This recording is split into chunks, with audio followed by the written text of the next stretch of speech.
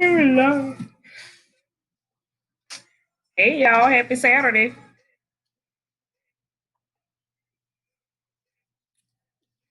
I just want to come and send you all on just tell us something to you all before we get into Sunday. But for me Sunday is all about Jesus, family, and strategizing. So when you get to strategizing for the week, I just want to leave you all a little nugget. Y'all remember Saturday nights we used to be in a club with the daiquiris jamming. Now I'm sitting at the computer with our ISO detox tea. This is not the same life. Hey Deli y'all. Loves me like you do.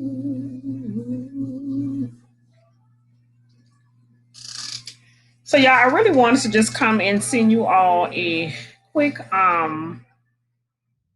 message. I know because I talk to people all week long and have people to call me because sometimes life just really gets hard, right? Um and I get a lot, hey Shalonda, hey sis.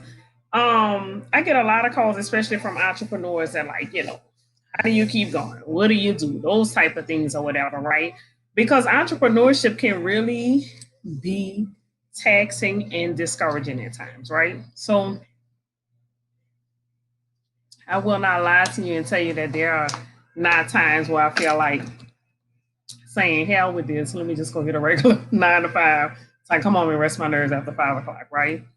Um on this 9 year journey, it's been and it's gonna continue to be. It's a lot of ups and downs.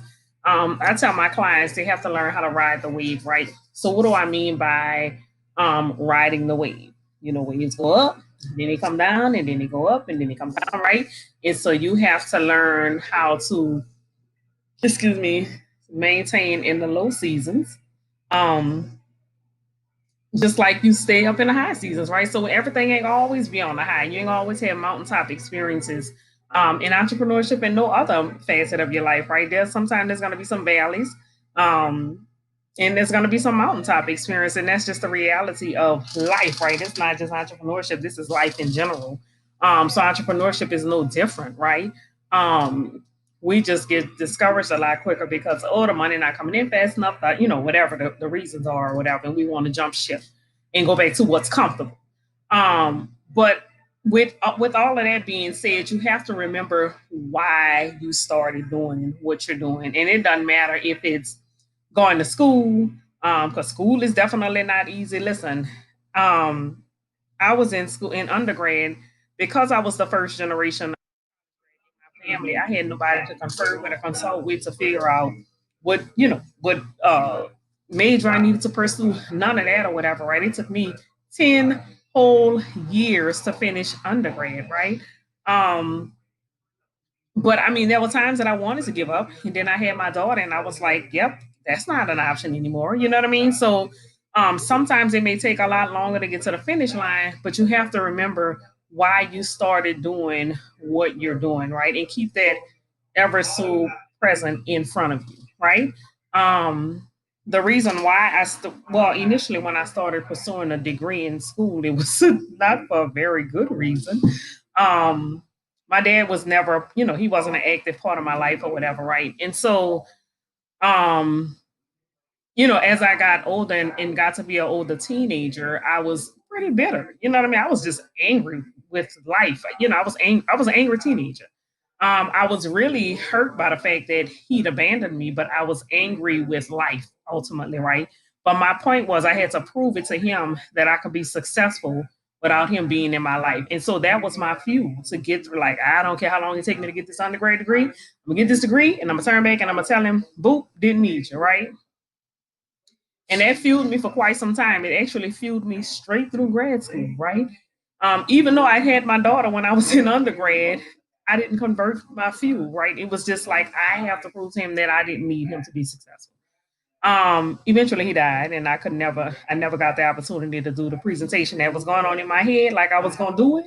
Because it was gonna be like a scene out of a movie or something. I don't even know how I was gonna get the microphone or where he was gonna be and all this, but in my head it played out like a scene in a movie where I would just be like, boop, didn't need you, blah, blah, blah. And I dropped the mic and exit stage left. It was just a whole little scene. But he died before I completed that whole thing out. So I had to change my energy, right? Um, and it got to be the real reason was so that my kids wouldn't live to see the things that I saw in life, right? That they wouldn't have to endure poverty and all this other stuff or whatever, right? Yeah, girl, it was it was gonna be a lapel. No, it was gonna be a real mic. It couldn't be a lapel mic. I had to drop it and then exit stage left. So with a lapel mic, you can't drop it. It don't have the same effect. It had to be like a real mic where I could just like hold my hand out, drop it, boom, and exit stage left and go on. But I didn't get a chance to do that, and probably because God was like, yeah, I didn't want you to do that, right? So anywho, had to change my, ammunition. And it was really like I just didn't want my kids to endure the things that I endured, witness the things that I witnessed. Because when you grow up in the hood and you grow up in a project, you see a lot of stuff. And the stuff that I saw, even at 8, 9, 10, whatever, however years old I was, I never forgot it. And so I don't want that to be etched in my children's brain. Never did. So it was just, different, right? So it was the reason why I just pushed so hard just to make sure that they had a different life. Um, but when I changed it and realized what really mattered, everything became, making sure I focus my why be so that my children could have a different life, right? And so you have to figure out what is your reason for doing things, right? No matter what it is, entrepreneurship, going to school, buying a house, whatever whatever it is that you're trying to accomplish in life. And when things get hard, you can't be like, oh, I'm going to give up. Because if you remind yourself why you started, most of the times that will give you the ammunition you need to keep pushing, right? In most instances, money is not the motivation. Money is like the ammunition or the fuel to the fire, but it is not your true reason for going after what you want in life, right? In most instances, it's something way bigger than, excuse me, a dollar sign. And for most moms that I talk to, it's the children, right? It's our children. Like we want better lives for our children. So we work hard, we sacrifice, and all this stuff or whatever for the sake of making sure that our children have a better life. And it's nothing to be ashamed of. But another thing I want us to get into the habit of doing, moms, mom, wife, bosses, all of us. Hey, Sheikah, sis. I want us to get into the habit of taking care of us, right? Because don't forget, I'm still a therapist, right? And I don't ever leave my therapist background or my therapist mindset anywhere. When I'm talking to my clients, I'm still in therapy mind mode, and I'm always when I hear them sounding like they're doing too much and they're overexerting themselves and you know what I mean? Like compromising their own mental health and physical health for the sake of chasing a bag, doing this for the children, this is that or whatever. I'm like, sis, how are you taking care of yourself? That's one of my main questions when I talk to my clients. What did you do for self care? Are you taking care of yourself? Are you prioritizing yourself? Because you have to realize, like, you cannot be all to everybody when you are nothing. If you have depleted yourself, then you can't do anything for anybody. You can't be beneficial to anybody at no point in time. Your clients, your family, your husband, your kids, you're nothing, right? So we have to start putting us first. This is mandatory, right? Even like we were just talking about this the other day. When you're on a plane, the first thing they'll tell you, like especially if you have small children with you, make sure you have your gear. If the plane start going down, don't put your children gear on first. Put your gear on first so that you are able to turn around and help them. Right? You can't benefit them if you dead. Like you can't benefit them at all if you dead. So the thing about it is, you have to make sure you are okay at all times, right? And I encourage my clients to make sure you incorporate um, wellness into your day every day. You can't tell me out of a 24-hour day, you can't take 10 minutes to yourself. You need to incorporate some type of self care. I don't care if you sit down still for 10 minutes and simply breathe. I literally take the very first hour of my day. The very first hour of my day belongs to me and God. Don't wake up, don't call me, don't talk to me, don't ask me anything because that's not your time. Before 4 and 5 o'clock is me and God time. It's my time. I pray, I meditate, I read my book, I do everything that I want to do for me after I have talked to God in the morning. So 4 to 5 o'clock in the morning nobody gets my attention besides the good Lord, right? In me, that's my time for me. And then work starts at 5 a.m., right? So you have to figure out what works best for you and take time out for you every day. Out of 24-hour session, out of 24-hour day, there is no way that you cannot squeeze 10 minutes out for yourself. You have to start things in life, like so many moms I know, they live for their kids, right? And then forget about their own dreams and ambitions. We have to stop doing that. You have dreams too. You can't throw your the God can say you throw all your dreams and your ambitions away to take care of kids. You can do both of them. You can have both of them. You don't have to compromise your own dreams and goals in life to make sure your kids fulfill theirs. That's not written anywhere. That is not written anywhere. My kids are living their life and I am living mine as well. We are both doing what we need to do, right? But I'm guilty of for years, like, oh, okay, I can't do this because no, let me figure out a way that we can do both of them. The old people used to say, you want your cake and eat it too. You're damn right. It's my damn cake. Why I can have it and not eat it? That don't make no damn sense to me. I do want my cake and eat it. And so I want to live my life and make sure my kids have a life as well. I don't want to get to the point where they get to be 18 and I have to live vicariously through them because I have given up my whole life. That is not what I want for myself.